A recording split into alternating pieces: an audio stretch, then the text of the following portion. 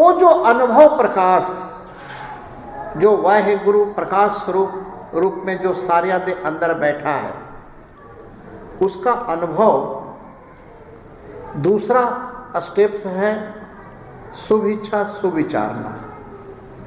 जो सुना है उसको बार बार मनन करना, बार बार मनन करना।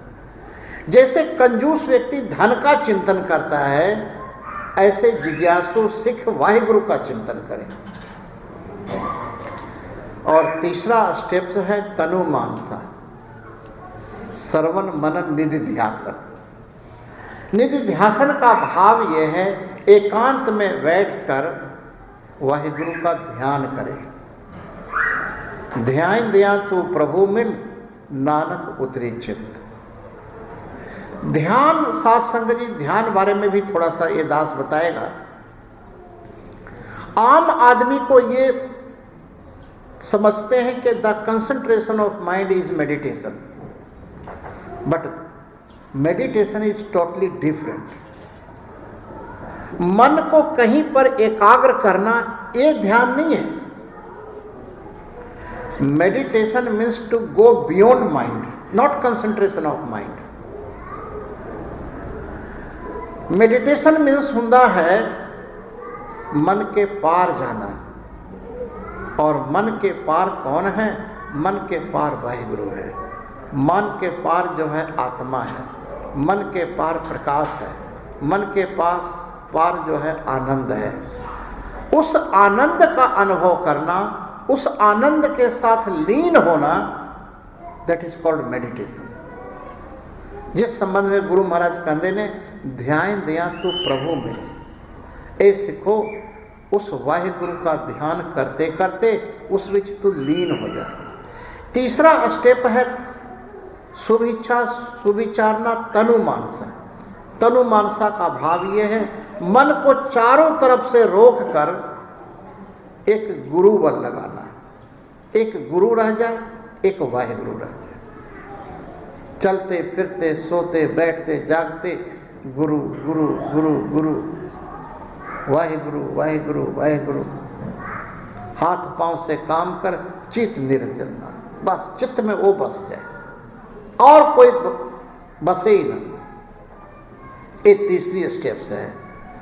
और जो चौथा स्टेप्स है जिसको शुभ इच्छा सुविचारना तनु मानसा तुरिएगा, ये जो चौथा स्टेप्स है ये तेरे बस की बात नहीं है। एक चौथा स्टेप्स गुरु की कृपा होती है। जागृत स्वप्न सुखोक्ति, ये तीन अवस्थाएं हैं, the awakening, dreaming and sound sleep. ये तीनों अवस्थाएं संसार हैं। और जो समाधि है, जो तुरिया अवस्था है, एक जिसको द फोर्थ कहते हैं, उस अवस्था में आप वाहिगुरु विचरण दे। वो तुरिया अवस्था क्या है ये भी समझने की चीज है। साध संगत जी, the awakening, dreaming and sound sleep, come and go. कभी आप जागृत में होते हैं, कभी स्वप्न विच होंदे हो, कभी सुखोप्ति विच होंदे हो। जागृत क्या है? ये जो बाहर 10 इंद्रियां जब जगत के साथ व्यवहार करता है उसको हम एवेकनिंग कहते हैं, जागृत कहते हैं। जागृत विच जीवात्मा विशेषकर आंख विच हुंदा है और जनरली सारे शरीर विच हुंदा है। और स्वप्न विच जीवात्मा कंठ में एक नाड़ी है जिसको हिता नामक नाड़ी कहते हैं। ये केस के 1000वें हिस्से जितना बारीक नाड़ी है, जिसको भगवान पतंजलि ने योग में देखा है। उस विच स्वप्न देखता है व्यक्ति। ये जो यहाँ पर गड्ढा सा है, यहाँ पर ये नाड़ी होती है जिसको हिता नामक नाड़ी कहते हैं, उस विच आप सारा स्वप्न देखते हो, imagination. The second word that is called dreaming and the third sound sleep.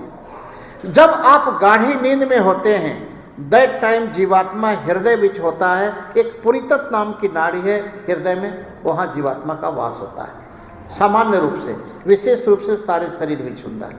लेकिन at the time of sound sleep आप हिंदू हैं, सिख हैं, ईसाई हैं, मुसलमान हैं, अमीर हैं, गरीब हैं, स्त्री है, पुरुष हैं, जब गाढ़ी नींद होता है उस वेले आप क्या होते हैं? Nothing, all things finish. जब सब कुछ खत्म हो जाता है साउंड स्लीप में, that time the consciousness is also alive. उस वक्त जो आत्मा है, प्रकाश, सैभंग, सेल्फ इल्यूमिनेटेड, इस देही में कोई जागत रहे, वो कभी सोंदा नहीं है। तीनों अवस्थाएं, जागृत, स्वप्न, सुखोक्ति, आता है जाता है। ये तीनों अवस्थाओं में जो जानने वाला साक्षी चेतन आत्मा है, वही द फोर्थ है, वही चौथी अवस्था है। उसी को तुरीय अवस्था कहते हैं।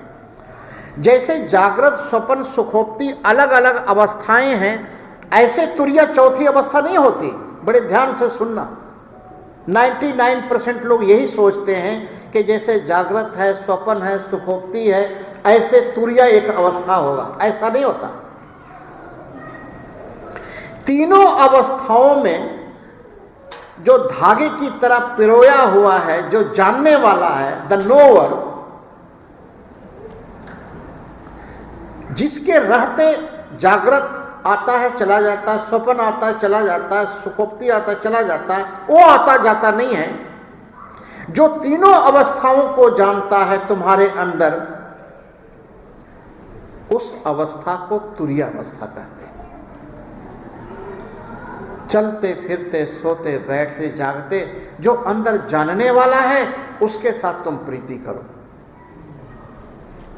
वो जो जान रहा है सब कुछ, भाव अभाव को जानता है, जब शांत होते तो भी जानता है, परेशान होते तो भी जानता है, सुबह से शाम तक जानता है, इवन सो जाते हैं तो भी वो जानने वाला होता है।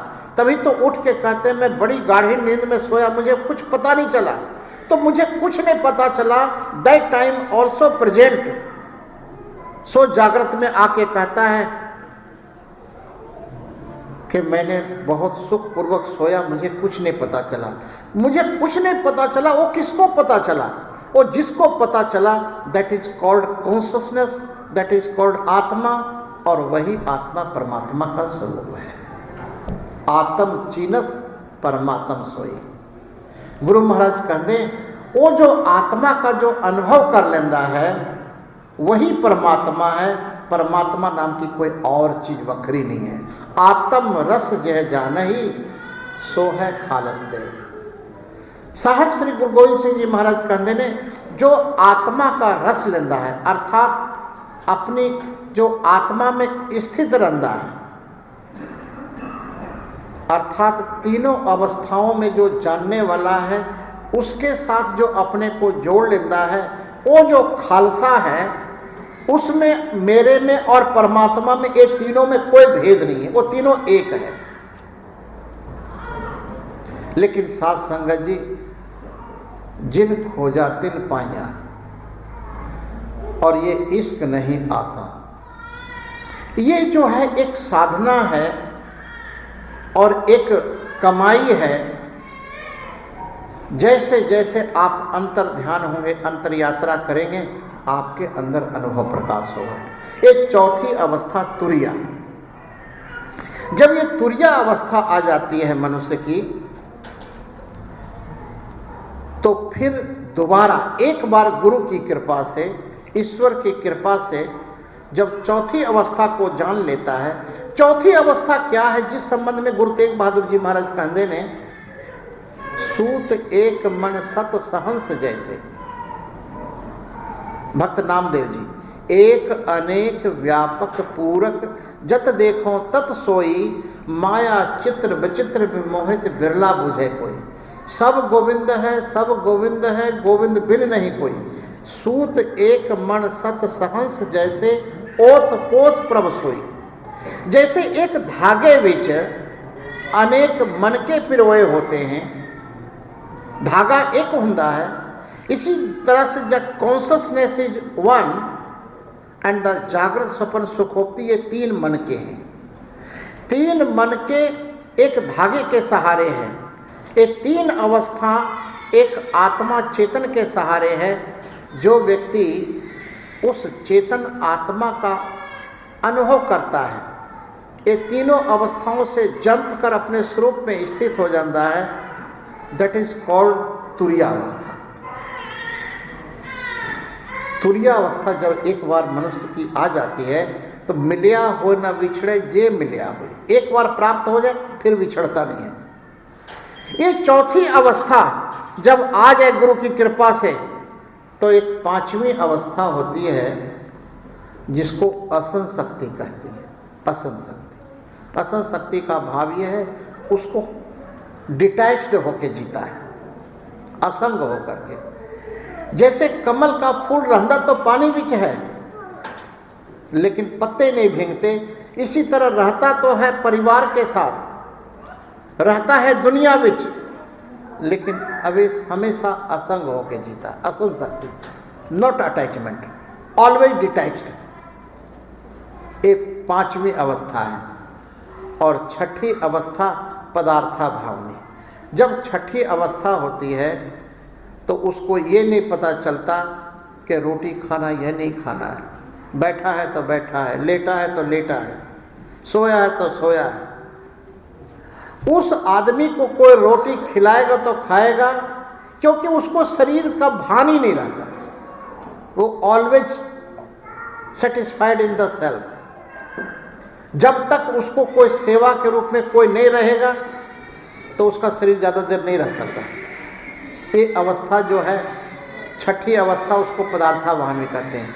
सातवीं अवस्था जो तुरीय का है उसमें शरीर ज़्यादा देर नहीं रहता, 3 दिन, 7 दिन, 11 दिन, मैक्सिमम 21 दिन तक शरीर रहता है, अदरवाइज शरीर समाप्त हो जाता है। ये 7 स्टेप्स ऑफ समाधि और इनलाइटनमेंट